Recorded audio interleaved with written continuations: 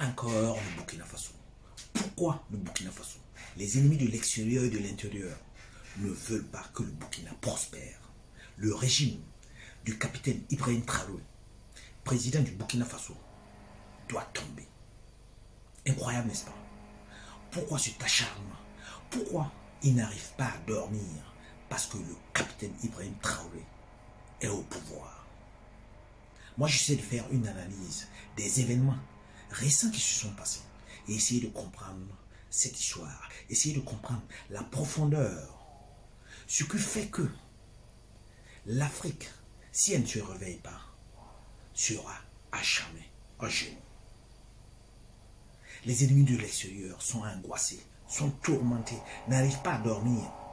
On se rappelle tout récemment qu'un général de l'Africom, un général américain de l'Africom, le général l'anglais ou l'anglais, je ne me rappelle pas bien de son nom, ce général, celui-là qui doit coordonner toutes les opérations militaires des États-Unis en Afrique, était devant le Sénat américain, en train d'expliquer que l'or du Burkina Faso ne profitait pas aux Burkinabés, mais plutôt servait à conserver le régime, à conserver les putschistes qui sont arrivés au pouvoir.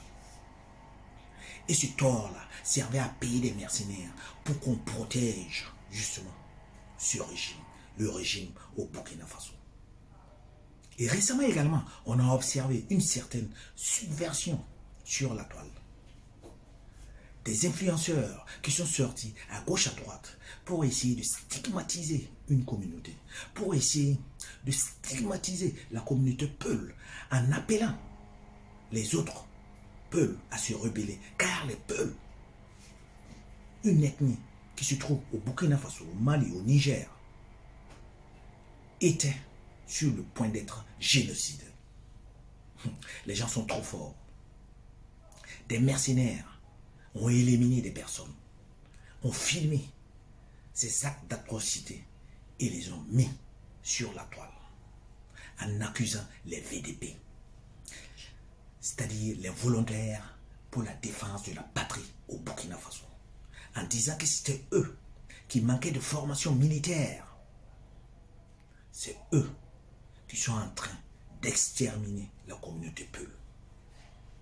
Donc on recherche la stigmatisation pour essayer de créer une certaine guerre ethnique, des rivalités qui n'existent pas, des rivalités qu'ils veulent utiliser pour déstabiliser le régime en place. À l'intérieur, ceux-là, ce sont les ennemis les plus perfides, les apatrides, des généraux qu'on a pu soudoyer, qu'on a pu acheter avec des milliards.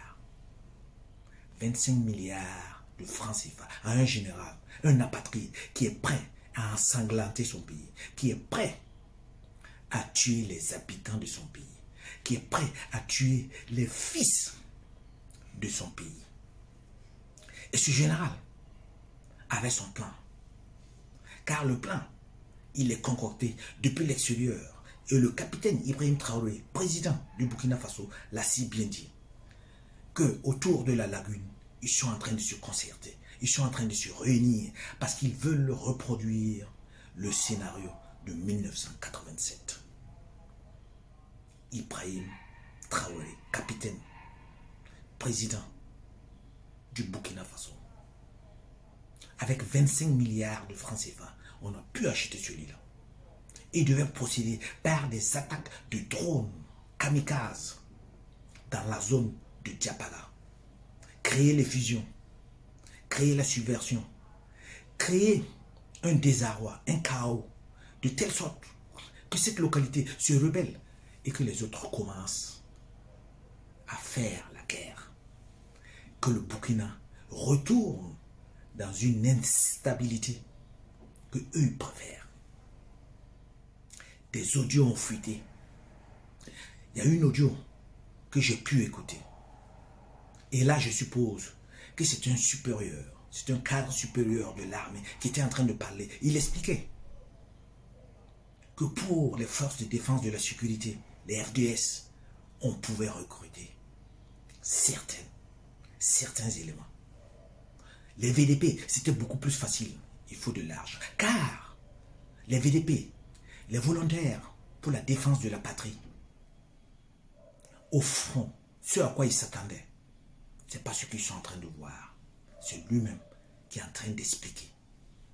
Et que pour lui, la frange la plus difficile à conquérir, c'est la veille citoyenne.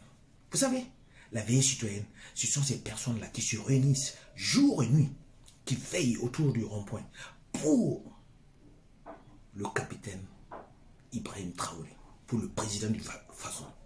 Ils sont au rond-point, ils ne dorment pas. Ceux-là qu'on appelle les Waïa. Et ce cadre supérieur disait que eux, ce sont des fanatiques. C'est très difficile.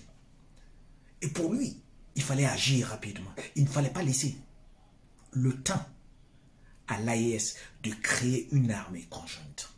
Il fallait frapper. Car si l'armée est constituée, déjà qu'il y a une force conjointe de 5000 soldats, si cette force conjointe s'élargit et que les opérations sont beaucoup plus zuleuses, ça sera très difficile d'agir. Ça, ce sont les ennemis de l'intérieur. Mais pourquoi le capitaine Ibrahim Traoré, pourquoi il fait trembler ceux qui sont de l'autre côté? Pourquoi on en veut à Ibrahim Traoré? D'abord, le capitaine Ibrahim Traoré, c'est un capitaine. Et il rappelle un autre capitaine passé, Thomas Sankara, qui en moins de 4 ans a pu faire sortir son pays, qui en moins de 4 ans a amené son pays à l'autosuffisance alimentaire. Le capitaine Ibrahim Traoré rappelle celui-là, l'espoir de l'Afrique, un digne fils de l'Afrique, un qui veut la prospérité de son pays, la souveraineté de son pays et aussi la souveraineté de l'Afrique entière. Donc la figure du capitaine Ibrahim Traoré est à abattre rapidement pour que justement d'autres ne puissent pas s'inspirer, pour que d'autres n'essaient pas d'emboîter le pas. Mais pourquoi le capitaine Ibrahim Traoré? Qu'est-ce que le Burkina Faso a de si spécial? Le Burkina Faso, dans sa géographie, dans sa position géographique, se trouve même au cœur de l'alliance des États du Sahel, c'est-à-dire au bon milieu. Donc, frapper le Burkina Faso, le diviser, l'ensanglanter, c'est affaiblir automatiquement et le Mali et le Niger. Mais pourquoi le Burkina Faso? Pourquoi on essaie de déstabiliser ce régime-là? Pour quelle raison? Il y a beaucoup d'intérêts en jeu. Le Burkina Faso, qu'on a toujours présenté comme un pays pauvre, très endetté, un pays qui n'a pas de débouché vers la mer, un pays enclavé, qui a seulement comme ressource le coton et l'or. Et tout récemment, on voit que le capitaine Ibrahim Traoré, avec son gouvernement, sont en train de mettre en place des unités de production. Les usines poussent presque chaque jour. Une usine de cimenterie, une usine d'huilerie, filature, usine pour la production du lait, la production de la tomate. Le capitaine Ibrahim Traoré, comme le disait le général l'anglais, l'argent de l'or sert à créer des usines. L'argent de l'or sert à améliorer les conditions de vie du Burkina Faso. Le capitaine Ibrahim Traoré est l'homme à tout prix qu'on cherche à abattre, qu'on cherche à briser. Mais pourquoi le Burkina Faso? À part ces différentes ressources que je viens de citer, le Burkina Faso est en phase de la construction d'une centrale. Une centrale nucléaire. Ça, c'est le projet. Mais pour le moment, on va aller vers une centrale thermique. Cela suppose, cela signifie tout simplement qu'il y a de l'uranium au Burkina Faso. À part l'uranium que nous savons, il y a du manganèse à gogo au Burkina Faso. Mais quoi d'autre? Qu'est-ce que ce sous-sol-là regorge? Pourquoi ces puissances depuis l'extérieur, pourquoi les apatrides à l'intérieur veulent tout faire pour déstabiliser? Je me pose des questions. Le Burkina Faso, pourquoi c'est toujours au Burkina Faso que nous avons cette tentative, ces différentes tentatives de déstabilisation? Dans l'espace AES, dans lequel fait partie le Burkina Faso, nous avons le Mali et le Niger. Au Niger, on n'entend pas ces histoires. Au Mali, non plus. Mais pourquoi c'est au Burkina Faso? L'Alliance des États du Sahel, qui est une confédération, doit migrer rapidement vers une fédération, doit créer une armée redoutable, digne de protéger l'espace AES. Les apatrides à l'intérieur, les apatrides qui sont en train de manigancer contre leur propre pays, seront neutralisés. Car, au Burkina Faso, les choses ont changé. Le capitaine Ibrahim Traoré l'a si bien dit. Il y a de l'évolution. Maintenant, le renseignement est très efficace. Le renseignement est performant.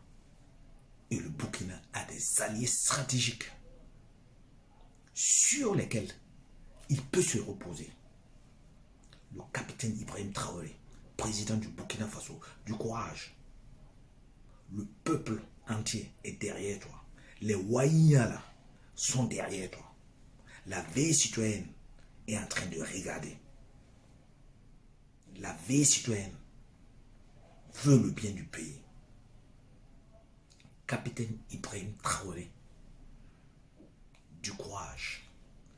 Vive le Burkina Faso. Vive l'AES.